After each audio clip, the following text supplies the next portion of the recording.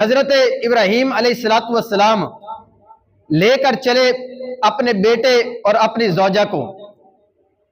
ملک شام سے یہ 3 افراد کا قافلہ چل پڑا، ساتھ میں حضرت جبرائیل علیہ الصلوۃ والسلام بھی موجود ہیں، جو حضرت ابراہیم علیہ الصلوۃ والسلام کو رستہ بتاتے ہوئے آگے آگے چل رہے تھے۔ آخر کار ایک ٹیلے کے پاس پہنچے۔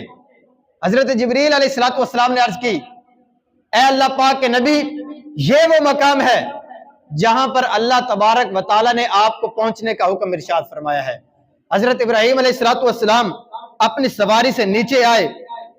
حضرت ابراہیم علیہ السلام نے جب فرمایا کہ ہاں میں اللہ پاک کے حکم کی وجہ سے تمہیں یہاں چھوڑ کے جا رہا ہوں، تو حضرت ہاجرہ رضی اللہ تعالی عنہا نے جو جواب دیا وہ تاریخ کے اندر سنہرے حروف سے لکھا ہوا ہے۔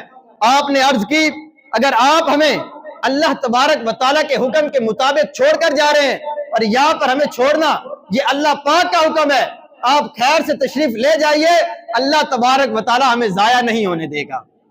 یہ ان کا توکل تھا، یہ ان کا یقین تھا۔ حضرت ابراہیم علیہ السلام واپس تشریف لے گئے۔ اب تھوڑا سا پانی تھا اور کھجوریں تھی، وہ انہوں نے استعمال کی اور ختم ہو گئی۔ اب چند دن کا بچہ ہے۔ اب غور کریں نا، وہ عورت جن کے شوہر کو 90 سال کے بعد اللہ پاک نے بیٹا دیا ہو، اور ایک اکلوتا بیٹا وہ بھی چند دن کا، اور ایک جنگل بیابان کے اندر جہاں انسان پرند کسی چیز کا نام و نشان بھی نہیں ہے، وہاں پر وہ رہ رہے ہیں، اور اس ہمت اور استقامت کے ساتھ کہ کوئی ڈر نہیں ہے ان کے ذہن کے اندر۔ اب تھوڑا سا انہوں نے کھانا تھا، پانی تھا، کھجوریں تھی، وہ انہوں نے استعمال کی، وہ ختم ہو گئی۔ اب انہوں نے ہمت اور استقامت کی۔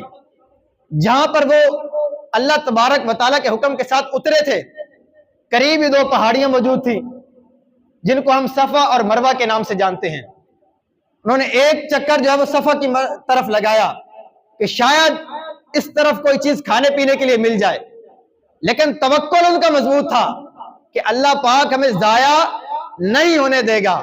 وہ صفا کی طرف گئی، دیکھا کوئی چیز کھانے پینے کی نہیں ہے، وہ مروہ کی طرف گئی، یوں انہوں نے بار بار چکر لگائے، اور جب وہ صفا اور مروہ کے درمیان ایک جگہ پہنچی، ان کا بیٹا ان کی نظروں سے اوجھل ہو گیا۔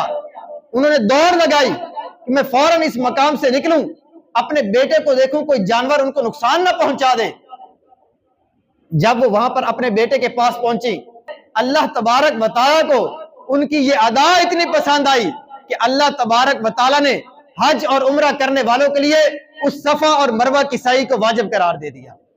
فرمایا جب تک حج اور عمرے کے اندر صفا اور مروہ کی سعی ادا نہیں کرو گے، تمہارا حج اور عمرہ مکمل نہیں ہوگا، تمہارے اوپر ایک دم دینا ضروری ہو جائے گا۔ یہ اللہ پاک نے نصیحت عطا فرمایا۔